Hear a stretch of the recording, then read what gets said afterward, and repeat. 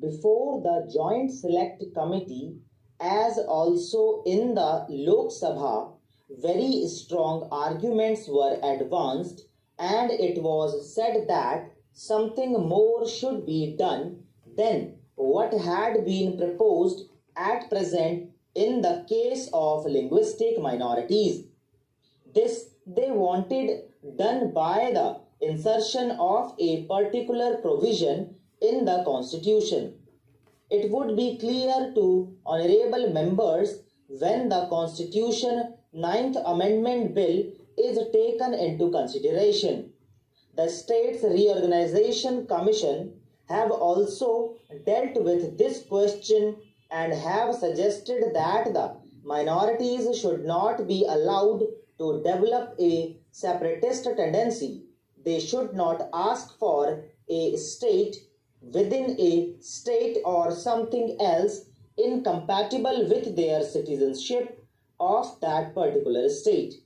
Still, it is essential, especially where there are linguistic minorities, that some proper safeguards should be evolved.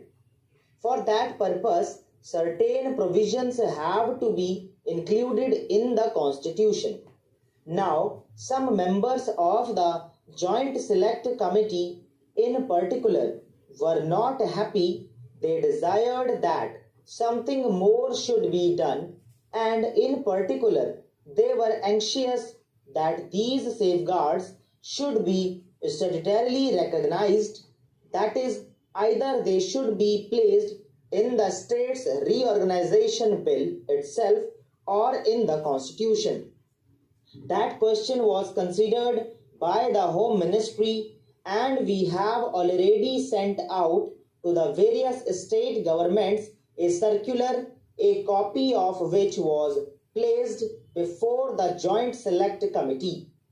This circular has been published along with the report of the Joint Select Committee.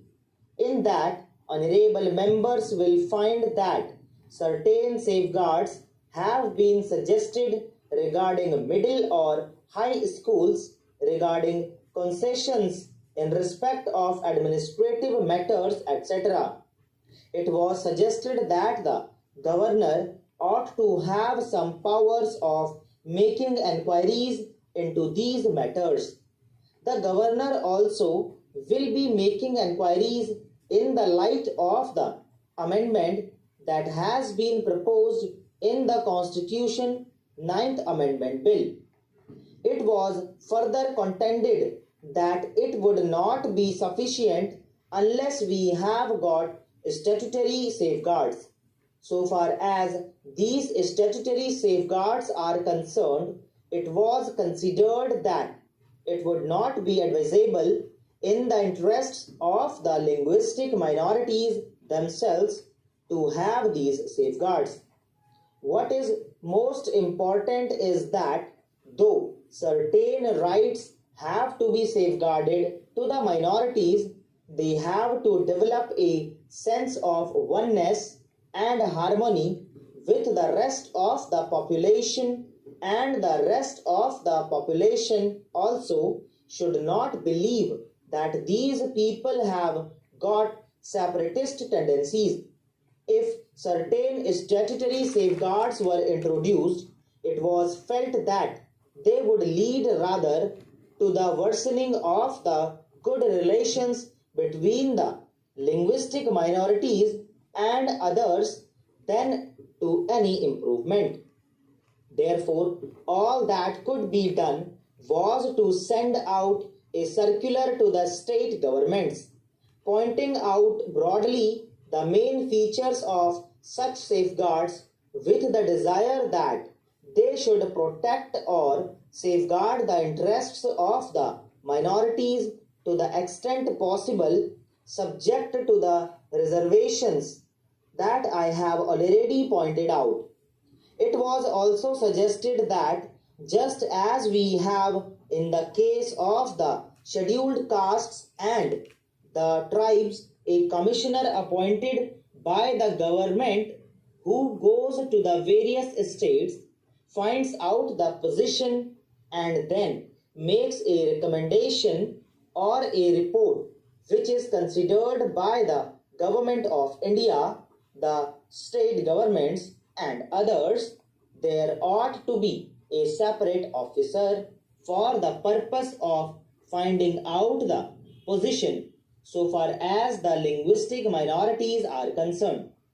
On behalf of government, an assurance was given that this question would be duly considered by the Government of India, and if they find that the appointment of such an officer would be useful to the interests of the linguistic minorities, then such an officer who would be appointed. However, I would point out that so far as statutory guarantees are concerned, I would desire that these guarantees should not be insisted upon, because after all, we have to develop a sense of oneness. In any state and every state, there are bound to be linguistic minorities, and their attempt ought to be to completely harmonize themselves with the majority community. The majority community has also to be generous so far as the legitimate rights of these people are concerned. So, this process of mental approach towards each other would perhaps be halted or at least adversely affected if such guarantees are given. We would then think more and more of the guarantees and of the enforcement of these guarantees through the courts of law or otherwise. This will result in the relations getting embittered and will be harmful to the ultimate interests of the nation. This is what might be found to a certain extent in the States Reorganization Bill.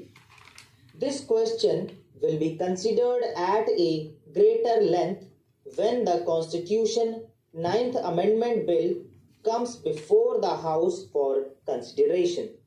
So far as the services are concerned, some attempts have been made to lay down the general principles.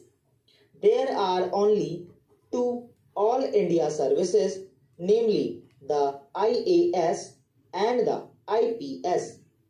These are the only two All India services, and what has been decided is that there would be fresh cadres so far as the new states are concerned, and officers would be transferred from one cadre to another after taking all the relevant circumstances into account.